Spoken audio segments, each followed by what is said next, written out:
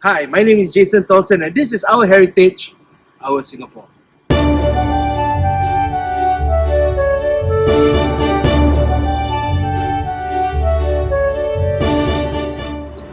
Alright folks, so welcome to episode number 1 of Our Heritage, Our Singapore.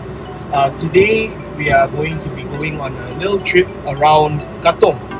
Now, Katong has a history for the Eurasian community, we have a lot of Eurasian families that used to live in the area at Opera Estate, at Marine Parade, at Siglap, Frankel Avenue. So there's a lot of history behind the area in terms of church, in terms of the food, in terms of places where they used to hang out, even places where they used to drink and have a good time. So come along with us, ladies and gentlemen, as we bring you into a little journey to a place we like to call Katong. Now we start off episode number 1 right here at Opera Estate. Then we're going to explore all over Katong during this episode. Now we are located right now at the entrance of Opera Estate along Upper East Coast Road, where the whole area is connected to many different conclaves or places that many Eurasian families grew up in. We are very close to Frankel Avenue, we're very close to Siglap, we're close to Marine Parade, and of course we're very close to the Katong area itself. So come along with us, ladies and gentlemen, as we go through today's episode right here at beautiful Katong.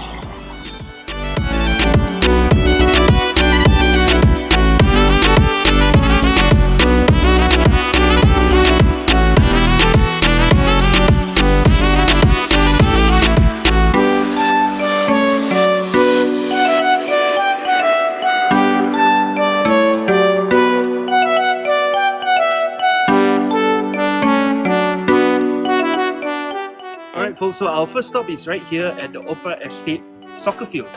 Now, this is the soccer field, folks, where all the kids from St. Pat's, St. Stephen's, St. Stephen's Primary School, they come here and they play soccer at night after school, and all the Eurasian kids will actually come and play together. Yeah, all the neighbors that live in the neighborhood, they'll come and they'll congregate right here and they'll play soccer.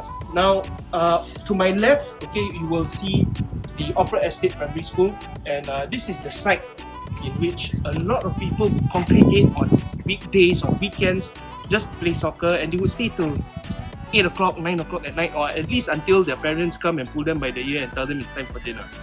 So here you go, ladies and gentlemen, the Opera Estate soccer field.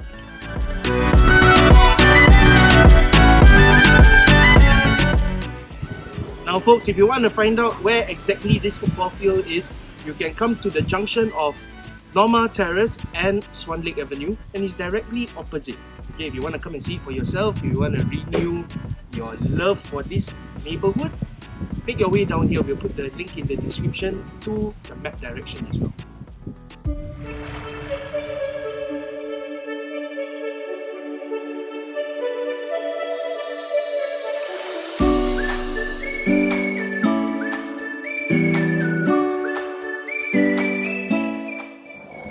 Alright folks, so here we are at the Church of the Holy Family, also known as Katong Church.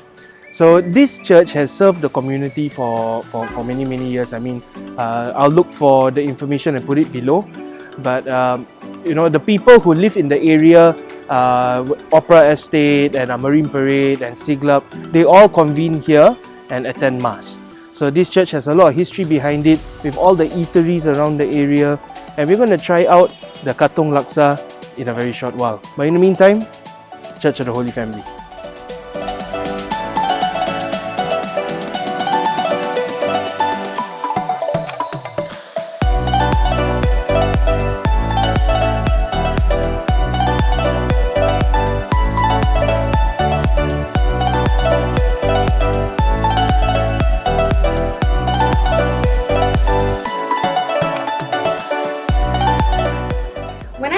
Katong, I think about the laksa, the 118 laksa. It is simply delectable and I can't wait to have it again.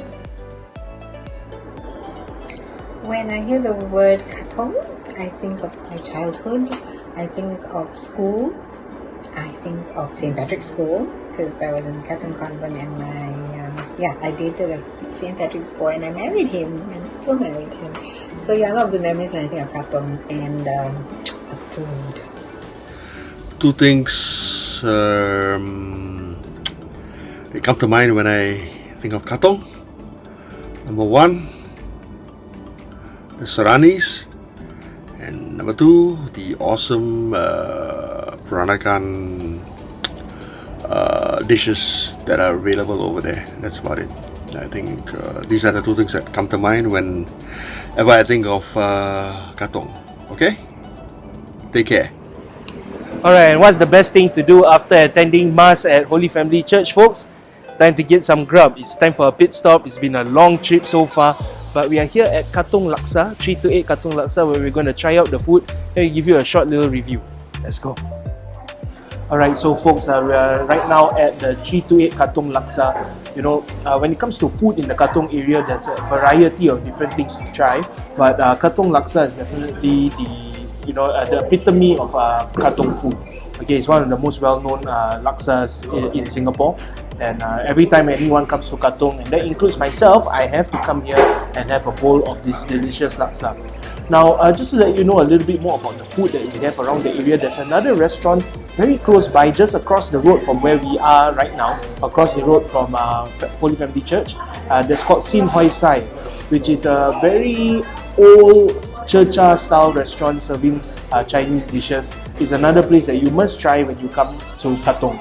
Okay, and of course, not to forget, like I mentioned earlier, you know, there are many other eateries such as Dawood's and Carlton. Carlton is at Joo Chiat. Dawood's is I believe Dawood's is no longer around. So it's about that time. Let's dig in. So the good thing about this laksa, folks, is you do not need to use a pair of chopsticks, because it's all been cut up for you. As you can see, you know, it's all very simple. It's all been cut up nicely. Got to mix all that sambal in.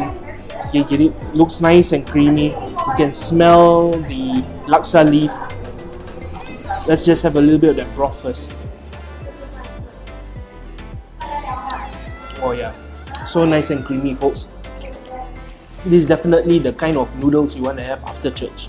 Okay, so you got to pray for this sinful bowl of laksa.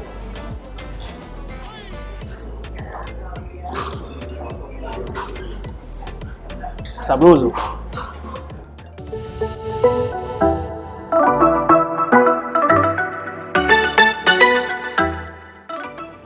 When I hear the word Katong, many feelings of nostalgia come about. I mean, I used to go to Holy Family Church for Mass. We'd go to KCBC after to get medals and incense. There was tea time at Chin Mi Chin's. I used to love their chocolate cupcakes. And we had so much food everywhere. I mean, we had prawn mee, we had chicken rice, we had glories, all the different kuehs. I mean, I used to go feasting with my mom or my nanny so often, and I think growing up in Katong was one of the best times of my life. Right, the first thing that comes to my mind when I think of Katong has to be, you guessed it right, KC girls. Why? Jay, do I need to explain? Okay, Jason said I don't have to explain why. Thanks, Jay. Next up, it has to be this wonderful bar, great live music, all the Eurasian people used to hang out there. The one and only Chevy's 57. When people mention Katong, what do I think of? I think of my youth. I grew up in the East, and you could say I was very much a Katong boy. So there were lots of pleasant memories, and lots of great eateries that existed even then. I remember Red House, Chin Mi Chin. There were so many that don't exist now. But having said that, there's so many great eateries now as well that have sprung up. And of course, the famous Joo Chiat police station, which afterwards became a great hotspot for entertainment as well. I have very, very fond memories of Katong, and probably will always be a part of my heart as well.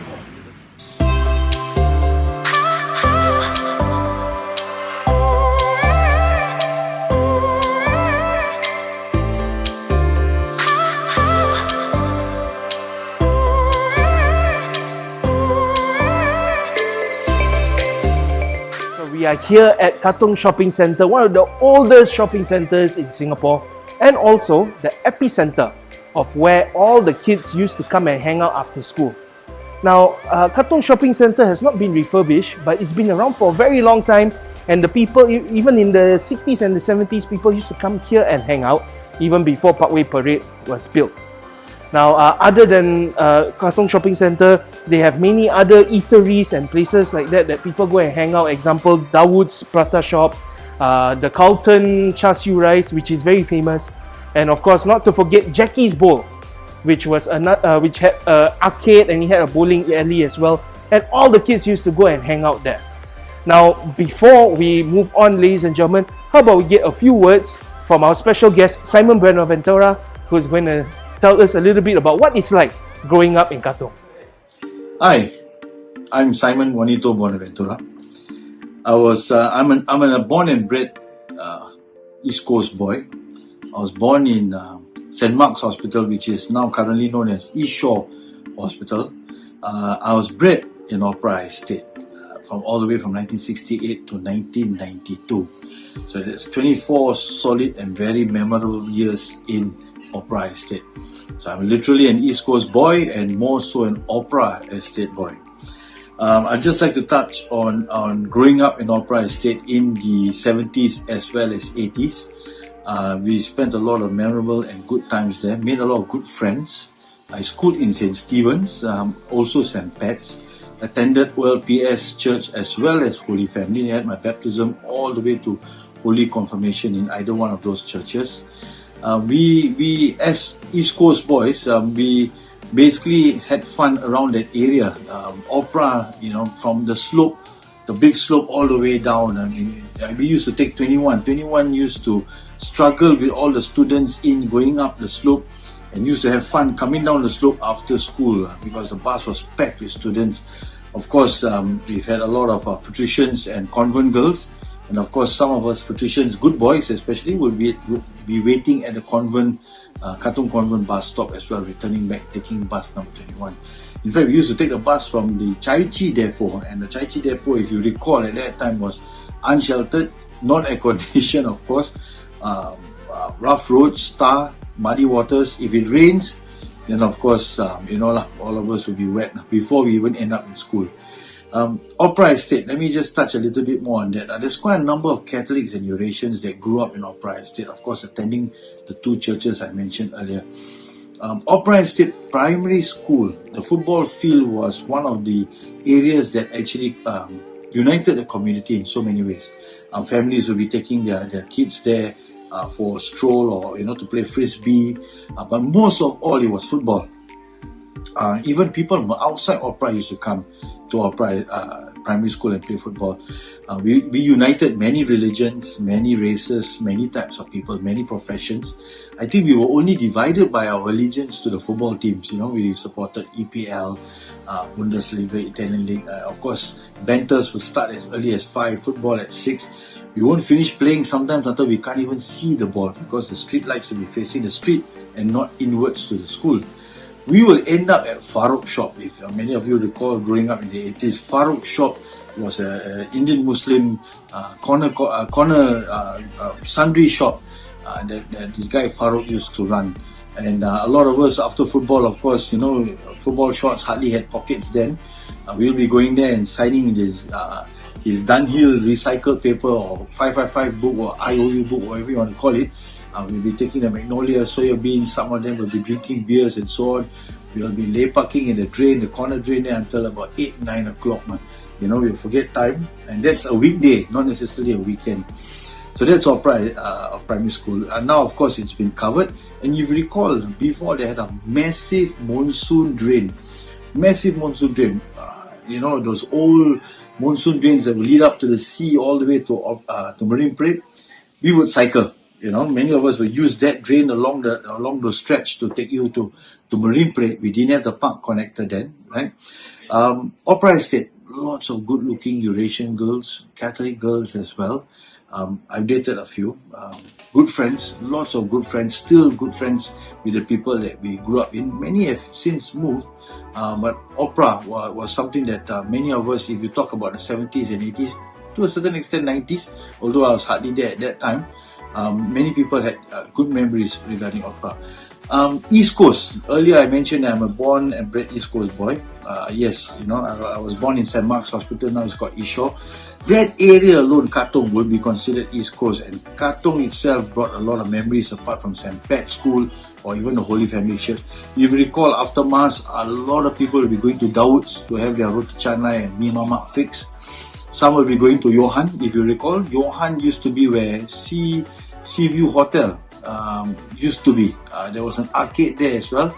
And of course, Katong Shopping Centre. Katong Shopping Centre in its history was the first air-conditioned shopping centre in Singapore. Funnily and ironically, and many, many years later, till today, it is also probably the only shopping centre now that's not been renovated nor changed in its facade. However, changed in many ways. A lot of people inside there in terms of businesses have changed dramatically. Katong, if you recall Paramount, the old Paramount where they used to have pubs, where a lot of Eurasians used to hang out, live bands, you just go there together on nights or weekends. Right now, it's become Katong Village Hotel, and of course, it's not Paramount anymore, where many Eurasians used to hang out at quite a number of joints that used to be there. Katong, we now know that it's the home of Peranakan food, if not the home of many a delicacy or food that became gotten there. It's now what Holland Village was in the 80s. I mean, Katong was quite laid back, and now it's a little bit upmarket, as you can see from all the eateries that are there. Parkway, of course, came in the mid-80s, and that's somewhere that now a lot of the East Coast people actually patronize. I'd like to touch on one more thing. Jackie's Bowl. It's now Ocean Palms condo. Many a patrician used to travel from school and go to Jackie's Bowl.